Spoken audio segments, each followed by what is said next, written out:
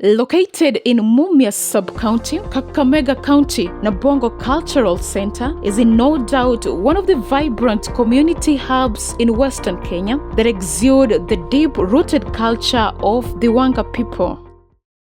Hello and welcome to Zuru, Kenya. Now, allow me to take you back in primary and secondary school. If you're a history student, the Wanga Kingdom and the Wanga Kingdom, these are terms that you're quite accustomed to. Now, today we immerse you in the world of the Wanga Kingdom. We help you visualize some of the history aspects that you learned back in school.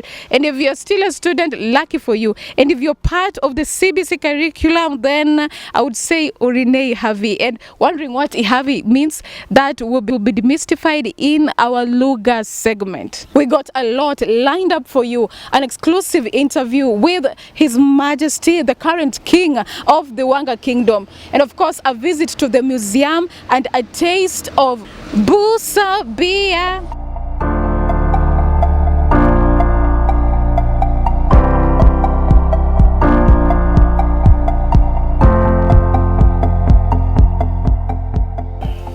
Like I am very ready for war, wondering how I ended up with a spear and a shield. Trust me, I had not envisioned myself to, end up with this. If you want to find out more, I guess you'll just have to stick around. Now, at the first glance, you might think that the two stools are almost identical. Now, far from it. The first stool is a three-legged stool, while the other one is a four-legged stool. Now, why a three-legged stool? The three-legged stool was used by Council of Elders during meetings, and the four-legged stool was used by the king himself, His Majesty, during those meetings, just to exude royalty. In fact, I'm just violating one of the rules because you're not allowed to touch it. So punishment is imposed, and I will have to pay that punishment before I leave this place.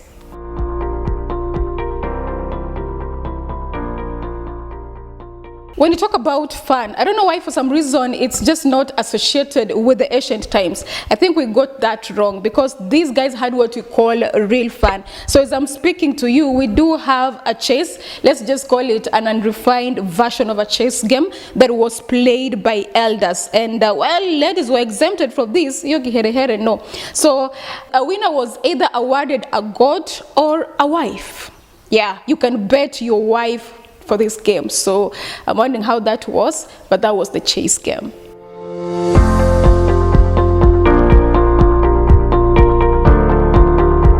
Just an overview of activities that elders used to engage in the ancient times.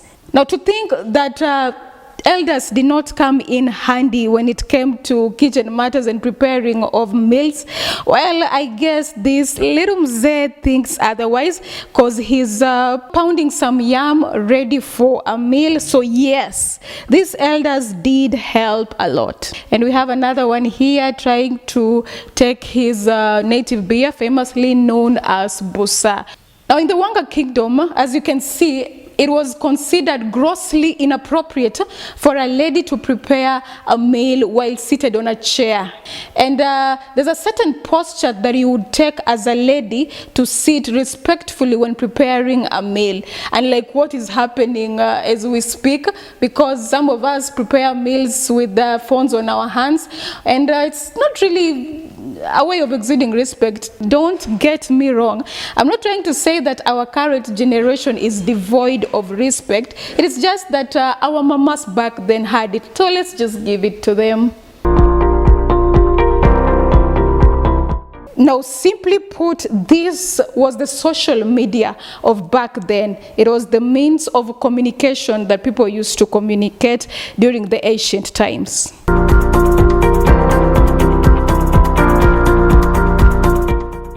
Imagine for a second moving around with no clothes, and the only thing you can use to cover your body is a combination of trees, just covering your top and your bottom bit, especially if you're a lady. Now back then they used to use the isingata and the eshipande as their attire. Yesu ne ingavo ya Hwaiva ne ingavo. Now that is the ingavo. Ingavo is the shield. It's known as ingavo in Wanga. It was used, of course, for protection during the war. And just so you know that ladies were exempted from the wars. And of course we do have the spear and the bow. Wondering what is happening? Now this was a costume used by the council of elders, and ladies were not allowed in the meetings, not to talk of putting them on. Now customarily this hut is used as a conference hall because it was the house of the king Nabongo Mumia.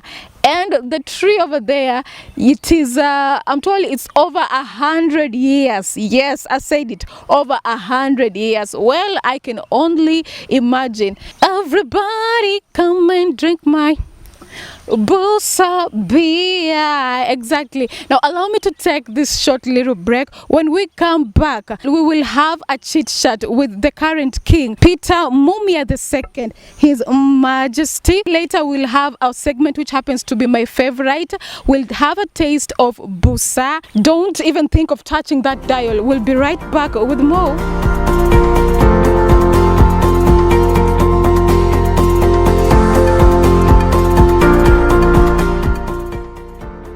All right, welcome back. Glad to know that you're still tuned in. Now, we are just getting in the Nabongo Mumia homestead, and already I can actually perceive the smell of the native beer, famously known as Busa. I had to get a green light from somebody before I proceed, or just got a welcome to one of the huts. Come with me. Now, owing to my kiherehere, I joined the Busa taking process with no invite. Nikuuliza kidogo, mwanamke anaruhusiwa kukunywa na nyinyi ama mimi niko hapa kimakosa? Wewe uko hapa kwa makosa, kwa maana wewe unaona utamaduni vile wase wanaendesha. Na wanawake wanaruhusiwa kukaa hapa na wanakaa kwa majambi hapo chini mbele ya semeji yake. Na pia akiwa amesindikiza bwana yake, hawezi kuwa tu ule anatangatanga na kuja na jiunga na wazee.